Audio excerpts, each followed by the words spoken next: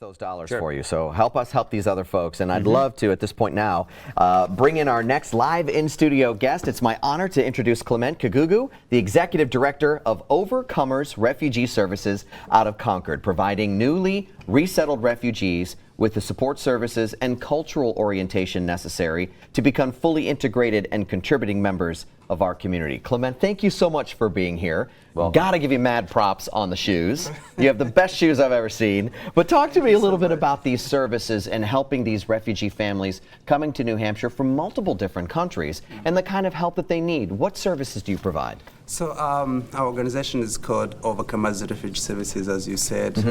So we have different programs. So we provide employment assistance. We also provide the social services, which include, helping clients to apply for different services, refer them to different providers, housing and reading mail, and helping with everyday activities.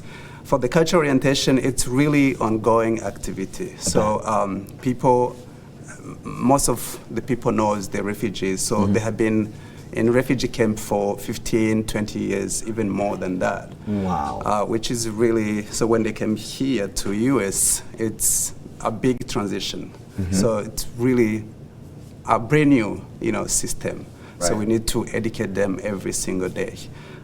We also have a program with peace building, which many people came in this country where they flee their countries because of violence and war that happening in their countries. So when they arrive here, some of them, they still have trauma. And, as you know, some have civil war. So which meant the tribe were fighting with another tribe. So when they get here, they live together while they were fighting back home. So we try to help them to come to the peace so that way they can live together in new country. We also have a program, Youth and Women program, where we teach them how to live in this country and try to achieve their goal and prepare for their future. And also for the women group to teach them how to raise the kids in this country. We had some cases with a single mom, for example, their children was taken because they left them home and then have to go to work. So we have to help them to how they can raise the children in this country. The other thing we provide is a citizenship class. When you are a refugee, you left your country and you lose your citizen. So when you came in this country, you have to wait again for 5 years to become a U.S. citizen. And you are not just getting the citizen for free, you have to take the tests. Civil, for 100 questions. We also provide the computer literacy. So we start the computer literacy after the COVID-19, because most of refugees do not know how to use the computer. So when everything was closed, it was very, very hard for them to navigate the system. We had like 100 people, after everything was closed to help them with unemployment. So they have to come to our office or we have to call them, they have to attend the meeting, which they need to use Zoom and they didn't know how to use them. So we start the computer program, we teach them the computer, how to search the job online. That's pretty much the program we have. But the goal is really to educate, empower, and engage. That is as comprehensive a program as I've heard. There's not one aspect of life, it seems, that you don't touch, and help. You're basically giving them keys to a new life, right? Yeah. And hearing you talk about it, I can hear how important it is to you. And my question, like I've asked so many other people that have come in and visited us of it, and I think I can tell what the answer is, but what in doing that brings you joy? What are the moments that you see so that people at home know when you have a success, what is that like? What does it feel like? What does it look like? I do have so many, successful stories that's bring me joy. To see someone who came in new country and be able to go to work and pay the bills and help his children or her children. Also, see the kids going to school and graduate and go to college. See people who are, stressed with this country, who do not know how to navigate the system. And when they know that we are there, they have peace of mind because they say, oh, I have someone that I can call and help me with this. Right. And so when I go home, at the end of the day, as you know, all the jobs are stressed, but at the end of the day, if there's 2 or 3 people who can say, thank you so much for your help, right. bring me joy. That's great. Clement, I think about the number of countries that that are perhaps sending refugees to the United States, but also to New Hampshire. It has to be a challenge to just get some of the basic interactions and communications with people that are coming from different places. How do you overcome what could be just the simple language barrier so that you have a starting point? It's got to be challenging.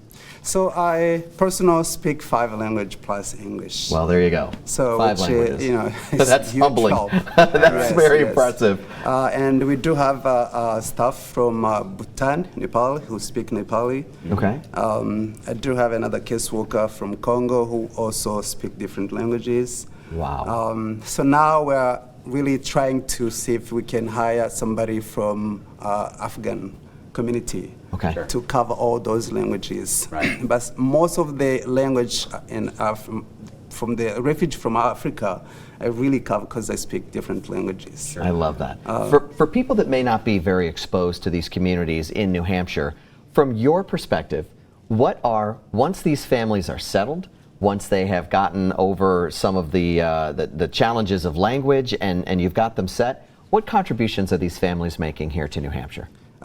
It's a huge contribution. Again, first of all, for the job, for example, now most of the companies are calling us looking for workers. Is that right? So their contribution is really, they're hard workers. Yeah. They work hard. I remember, for the first time when I tried to place people, and they were saying, oh, they don't speak English, I don't know how they're gonna work. After 1 week, I said, try one person. And you will tell me after 1 week or 2 weeks. Right. And then after 2 weeks, they say, oh, Clement, do you have another person? Right, So I send one more person. Right. After 1 month, they say, oh, we need 3 more people or 5 more people. Right. So they are really a hard worker. And then we have a different category of people who work, entry job, to the professional job. Right. So we pretty much cover everything. Have you found when you're trying to find a refugee family, a home, place to stay, have you found, because there's definitely been an apartment and a housing crisis in New Hampshire, how has that affected you? Have you been affected by it? We are post-resettlement agency, so we are not really the people who look for the housing. Okay, all right. But what we have been affected is more people move to New Hampshire and go to other states. Right. Because of, the housing price is really high. That's one thing that's really, getting hard. And then after, they have 4-year contract. Right. If they need to move or the landlord need the apartment, it's very, very hard to find another apartment. Sure. Yeah, so it's really, really a challenge. Well, we appreciate all that you're doing to help with assimilating these families and helping them learn New Hampshire and opening up these doors of opportunity. And we wish the best of luck to you and to the families. There's got to be a lot of joy in it. It's just hearing you talk about it, it's like, wow, what that's got to be like to see, on a daily basis, that kind of appreciation and that kind of abilities to give them a key to a new life, really. A safe life here in New Hampshire is wonderful. Thank you for the work you do. Clement Kigugu of Overcomers Refugee Services in Concord. Thank you again for all that you've done. Yeah, thank you so much for giving this opportunity. I wanted just to say thank you to all New Hampshire community. So I can really achieve this myself, but it takes a village. Sure. So we have people who have been helping us, supporting us to do what we're doing now. It's not really me, but it's us in general. But also, we have volunteers who come to our office and help. We really appreciate for their time and for everything they give. There you go. But I also want to tell you that we have Umuganda, which is coming soon on June 25. Wonderful. That's right. Umuganda, a Rwandan holiday that means coming together in common purpose. That's wonderful. In Concord. Yeah, in Concord, yes. Because we need to bring all the community together so that way we know each other. So people has been having the story from one side. But if we come together and have time to share our story, I think we give people opportunity to know each other and to live together. Fantastic. Great. Clement, thank you very much. It's a pleasure to meet you. Keep up the good work, and thank you for all the work you're doing for families. Thank you very much. Appreciate that a lot. Thank you very much. Nice to meet you. Thanks again. So again, there's an international flavor to the work that's being done by nonprofits throughout New Hampshire. Yeah, it's very impressive. It's inspiring. It's just another inspiring story that we've got to hear over the last day. It's the best. Yeah, it's incredible. Good stuff. I'm looking, 11,830.